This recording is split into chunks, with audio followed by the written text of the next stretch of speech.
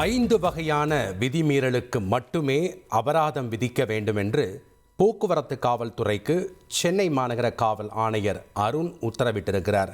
விவரங்களை வழங்க இணைகிறார் செய்தியாளர் சோலமன். வணக்கம் சோலமன். சென்னை மாநகர காவல் ஆணையர் அருண் பிறப்பித்த உத்தரவில் என்னென்ன விஷயங்கள் குறிப்பிடப்பட்டிருக்கு, விவரங்களை பதிவு பண்ணுங்க. சென்னையில போக்குவரத்து போலீசார் என்னோட பிசினஸுக்கு ஜிஎஸ்டி நோட்டீஸ் வந்திருக்கு பாரு. ஏய், உடனே ஜிஎஸ்டி எக்ஸ்பர்ட் பேசு. உடனே எப்படி கிடைக்கும்?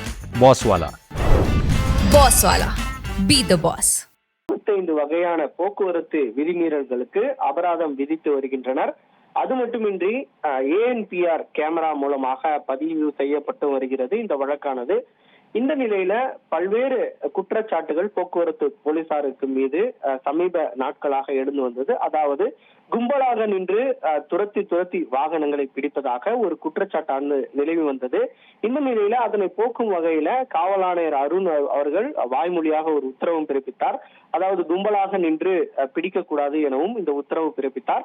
இந்த நிலையில மேலும் ஒரு அதிரடி உத்தரவை காவல் ஆணையர் அருண் அவர்கள் வழங்கியுள்ளார் போக்குவரத்து காவல்துறைக்கு. அதாவது 5 வகை விதிமீறல்களுக்கு மட்டுமே போக்குவரத்து போலீசார் அபராதம் விதித்தால் போதுமானது என அந்த உத்தரவுல பிறப்பிக்கப்பட்டுள்ளது. அதாவது அதிவேகமாக வாகனத்தை ஓட்டுதல், ஹெல்மெட் அணியாமல் வாகனம் ஓட்டுதல், நோ என்ட்ரியில வாகனத்தை ஓட்டுதல், மது அருந்துவிட்டு வாகனத்தை ஓட்டுதல், இருசக்கர வாகனத்துல இருவருக்கு மேல் பயணம் செய்பவர்கள் மீது மட்டும் அபராதம் விதித்தால் போதுமானது என அந்த உத்தரவுல குறிப்பிட்டுள்ளது.